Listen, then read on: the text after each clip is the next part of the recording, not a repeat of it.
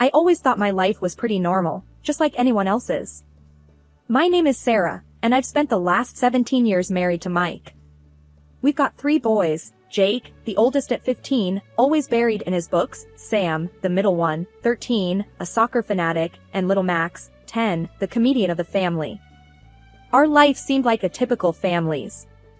I was a housewife, happy to be one, while Mike worked as the director of his family's company.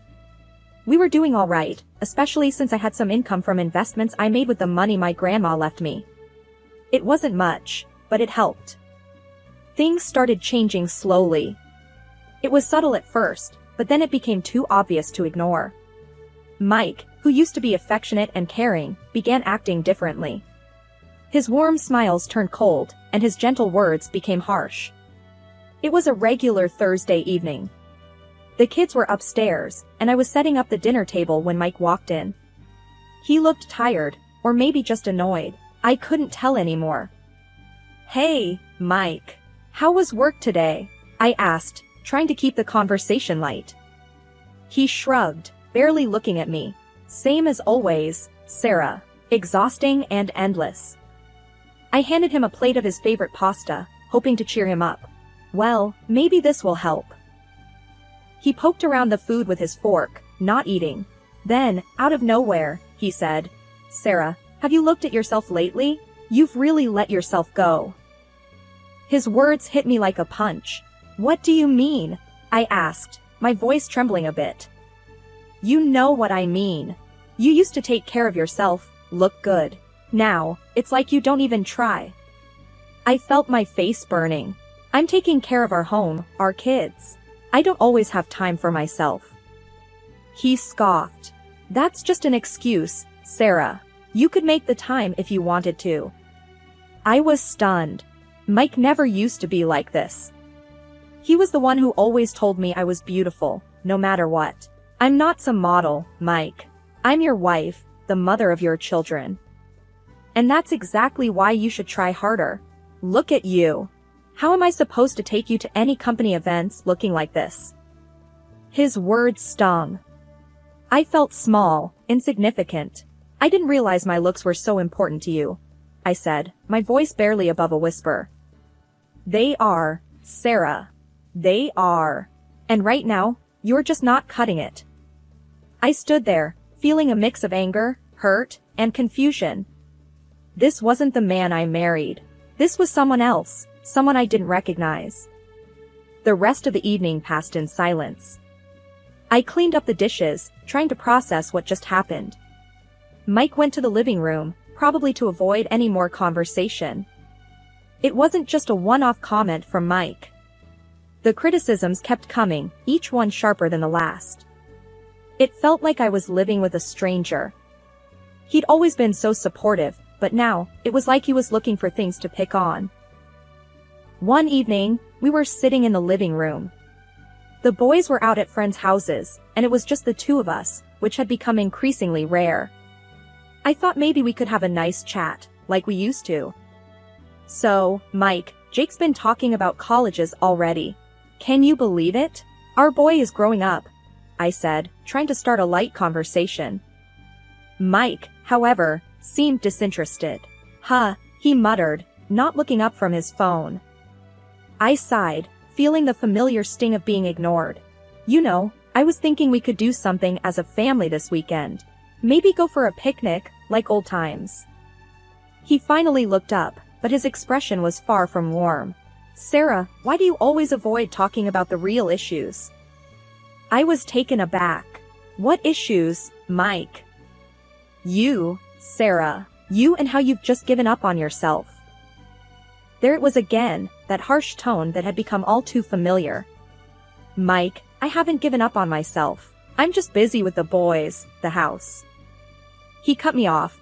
"No, that's not an excuse. Look at you. You wear the same old clothes. Your hair's always a mess. It's embarrassing." I felt a lump in my throat. "Embarrassing? Is that what you think of me?" "Yes, it is. I mean, when was the last time you even tried to look nice for me? For us." I tried to remember the last time I had dressed up. It had been a while, but did it really matter that much? Mike, I'm your wife, not a doll to dress up. I have responsibilities. And part of those responsibilities is to be presentable, Sarah. Not just roam around like you don't care. I stood up, feeling my anger rising. I do care, Mike. I care about our family. But if you're so concerned about appearances, maybe you should look at yourself too. When was the last time you did something for us, for the family? He stood up too, his face red. That's different, Sarah. I work all day to provide for this family. And I work all day at home to keep this family running. But you wouldn't understand that, would you? There was a tense silence. Then, Mike spoke, his voice cold. Maybe I wouldn't. Maybe I need someone who understands me better. Those words felt like a slap. Is that what you want, Mike? Someone else? He didn't answer. Instead, he just walked out of the room, leaving me standing there, feeling more alone than ever. Despite the heavy air between us, I decided to make a change. Not for Mike, but for myself. I joined a local fitness club, thinking maybe a bit of exercise would help clear my mind. It was a sunny Tuesday morning when I told Mike about it. We were in the kitchen, he was getting ready for work, and I was fixing breakfast. Mike, I joined a fitness club, I said, a bit nervously. He raised an eyebrow, his interest piqued for the first time in weeks. Really? That's unexpected. Yeah, I figured it was time to do something for myself. He chuckled, but it wasn't a warm sound. Well, let's see how long that lasts. I bit my lip, holding back a sharp retort. I'm serious about it, Mike. He shrugged, finishing his coffee. We'll see, Sarah. We'll see. That conversation stayed with me as I headed to the fitness club. Determined to prove him wrong, I threw myself into the workouts.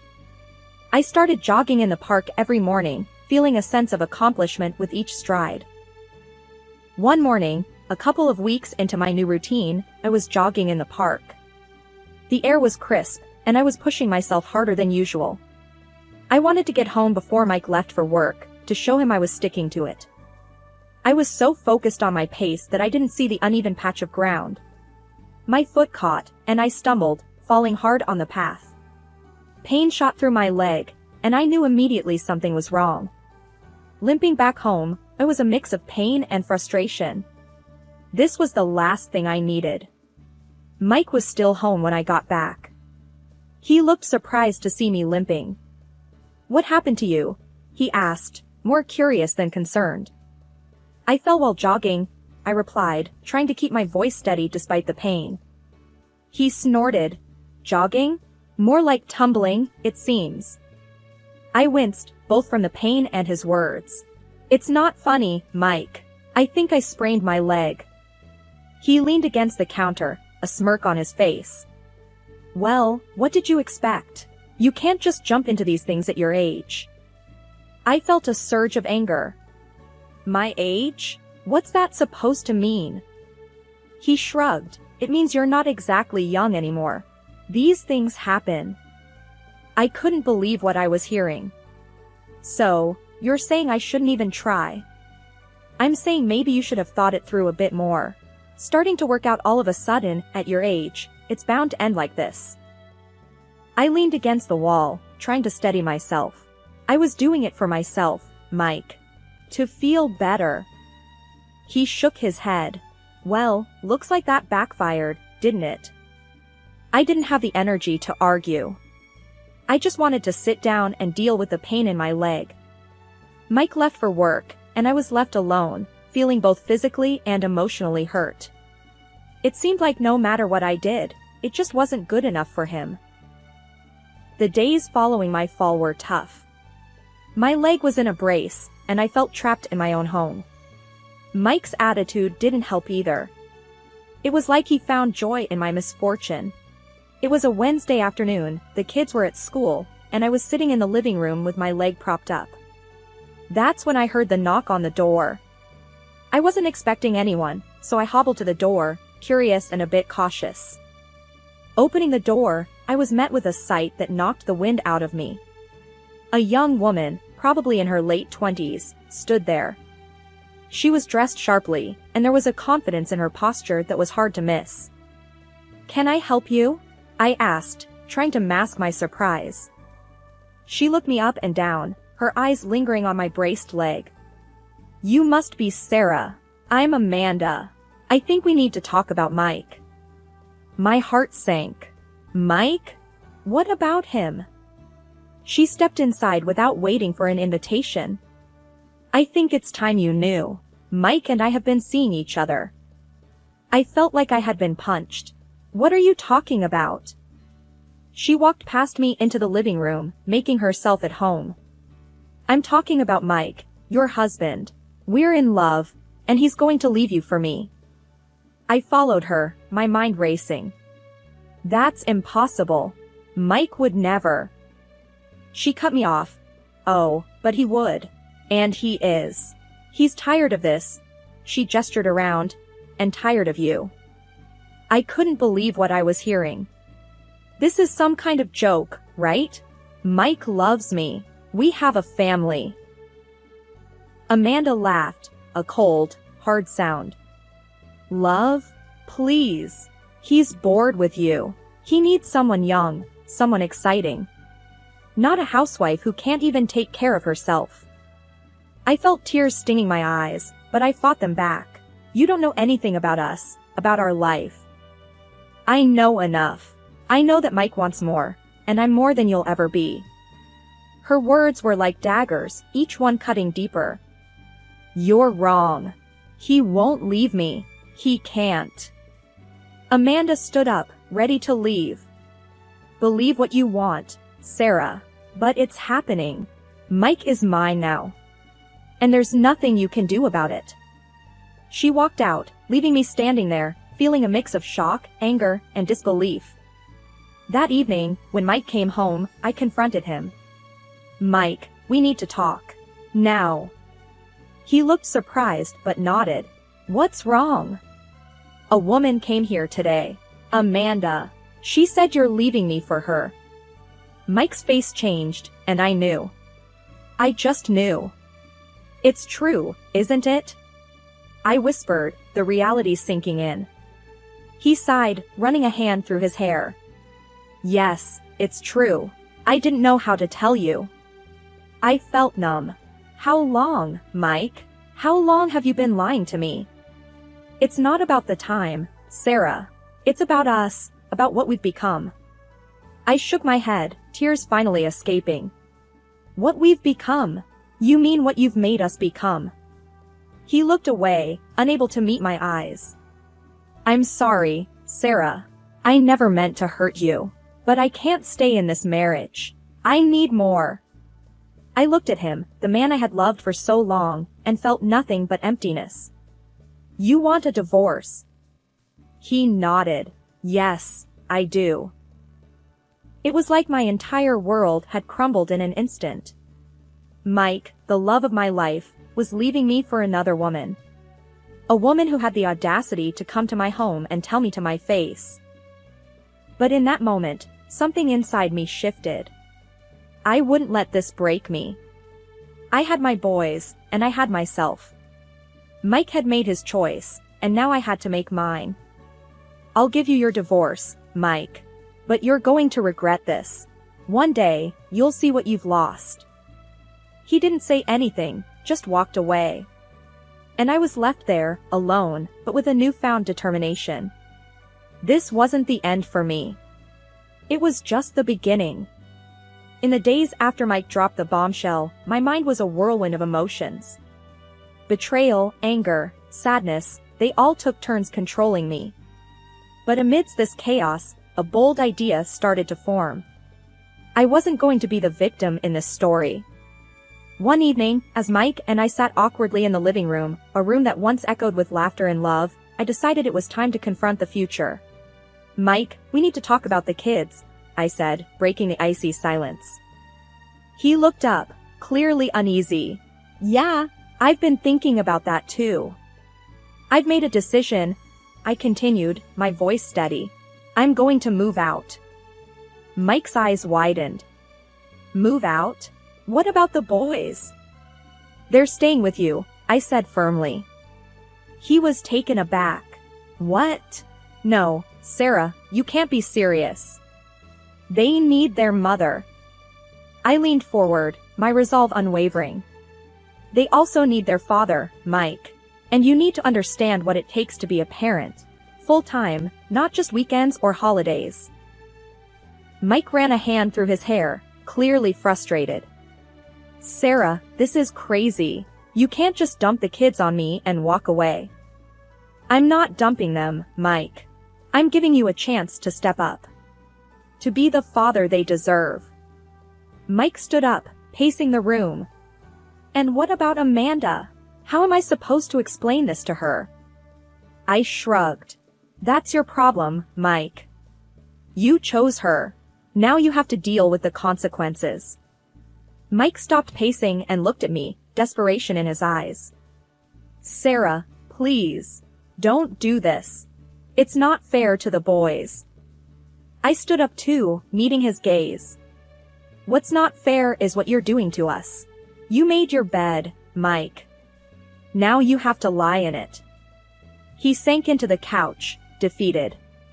I can't believe you're doing this. I felt a pang of sympathy, but I pushed it away. This was about more than just me and Mike now. It was about our boys and their future. I'll come to see them, talk to them, but they need to stay with you, I said, my voice softer. Mike nodded, resigned. Okay, Sarah, if that's what you think is best. I knew this was going to be hard, on all of us. But it was a decision that had to be made. For the first time in a long time, I felt like I was taking control of my life again. I talked to the children and told them about my plan. They approved it, and ever made suggestions. Perhaps I was too cruel to them and my husband, but I needed to fight back, including for the sake of my son's future. After moving out, I found myself in a small apartment, a stark contrast to the house I had called home for so many years. The space was quiet, too quiet at times, but it gave me a chance to think, to plan my next steps. It wasn't long before the first phone call came. I was sipping coffee one morning when my phone rang. It was Mike, and he sounded frazzled. Sarah, you need to take the kids. I can't do this, he blurted out as soon as I answered. I took a deep breath, trying to keep my voice steady. Mike, we agreed. They're staying with you. But Sarah, it's too much. I can't handle it. Work is hectic, and Amanda, she's not coping with them around, he explained, his voice tinged with desperation. I felt a twinge of satisfaction, but I pushed it away. You wanted a life with her, Mike. This is part of it. The boys are your responsibility too. Mike's frustration was palpable. They don't listen to me, Sarah. They're always asking for you. It's a mess here. That sounds like parenting, Mike. Welcome to my world for the past 15 years, I replied, a hint of gloating in my voice. There was a pause, then Mike said, I didn't think it would be this hard. Well, it is. You'll have to figure it out, just like I did.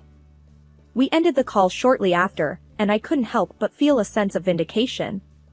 Mike was finally getting a taste of the life he had always taken for granted. The next call came a few weeks later, this time from Amanda. Her voice was high-pitched and frantic. Sarah, you have to take these kids. They're unbearable. They don't listen to anything I say. She practically screamed into the phone. I couldn't help but smirk. They're just being kids, Amanda. What did you expect? They're ruining our life, Sarah. Mike is always tired, and we never have any time together. It's like living in a zoo, she complained. I leaned back in my chair, enjoying the moment. Well, Amanda, maybe you should have thought about that before getting involved with a married man with 3 kids. Amanda huffed. This is your fault, Sarah. You should be taking care of them, not me. I shook my head, even though she couldn't see me. No, Amanda. This is the life you chose. You wanted Mike, and everything that comes with him. Deal with it. The call ended with Amanda cursing, and I couldn't help but laugh.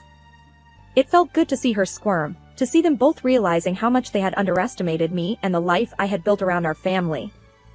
The day I'd been dreading finally arrived, the legal meeting to hash out the divorce and custody details. I walked into the lawyer's office, my nerves taut. There was Mike, looking like a shadow of his former self, and Amanda, her face twisted in annoyance. My lawyer, Mr. Harris, gave me an encouraging nod as we sat down across from them. The mediator, a no-nonsense guy, started off with, "We're here to discuss custody arrangements first." Mike cleared his throat, looking anywhere but at me. "I want joint custody. I can't handle them full-time." I almost laughed at the absurdity. "Really, Mike? After all your big talk? Now you're backing down?" Amanda piped up, her voice sharp. "Sarah, stop being such a vindictive witch. You're just trying to make our lives hell." I turned to her, my voice icy. "No, Amanda. I'm making sure my kids get what they deserve. A stable home, not a circus." Mike's lawyer, some slick young thing, tried to smooth things over. "Let's keep this civil. We're here for the kids' sake." I was about to retort when Mike blurted out, "I don't even need the damn kids. They're just a nuisance." The room went silent. Even Amanda looked at him, shocked. That's when Mike's father, who'd been silent till now, erupted. "You ungrateful brat," he bellowed at Mike. "I'm cutting you off. No more money, no more cushy job at the company. You've disgraced us." Mike's face drained of color.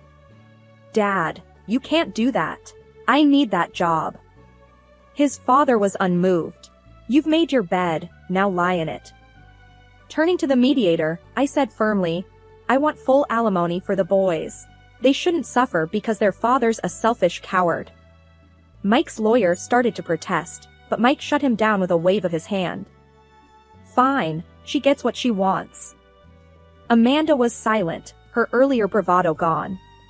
She looked from Mike to his father, realizing the gravy train had just derailed. As we wrapped up, I felt a strange mix of triumph and sadness. It wasn't a win, not really. But it was a step towards a new life for me and the boys. The dust had settled from the legal showdown, and I was starting to build a new life in a spacious apartment I had rented for me and the boys. It was different, but it felt like a fresh start. One evening, while I was unpacking some boxes, there was a knock on the door. I opened it to find Mike standing there, looking miserable. "Sarah, can we talk?" he asked, his voice low. I hesitated, then stepped aside to let him in. "Make it quick, Mike. The boys will be home soon." He walked in, glancing around the new place. "Nice apartment," he muttered. I folded my arms. "What do you want, Mike?" He took a deep breath. I've made a mistake. I was wrong. I want to come back." I looked at him, my heart hardening. "Come back? After everything? You must be joking." He shook his head. "I'm not. I've lost everything, Sarah. My job, Amanda left me. I've got nothing." I felt a pang of something, but it wasn't enough to sway me. "You made your choices, Mike. You have to live with them." Mike's eyes filled with tears. "Please, Sarah. I'm begging you. I need my family." I sighed. "Your family needed you, but you walked away. You can't just come back because you're alone now." Mike looked defeated. "So, that's it? We're really over?" I nodded. "Yes, Mike, we're over. It's time for both of us to move on." He stood there for a moment longer, then turned and left. I watched him go, feeling a mix of relief and sorrow. But mostly, I felt free. Later that night, as I tucked the boys into bed in their new rooms, Jake, the eldest, looked up at me. "Mom, are you okay?" I smiled, stroking his hair. "Yes, Jake. I'm more than okay. We're going to be just fine." He nodded. "I'm glad. I like it here. It's different, but it's good." I kissed his forehead. "Different can be good. We're starting a new chapter." As I turned off the lights and left their room, I knew that this was just the beginning. A new beginning for me and my boys. We had each other, and that was all we needed.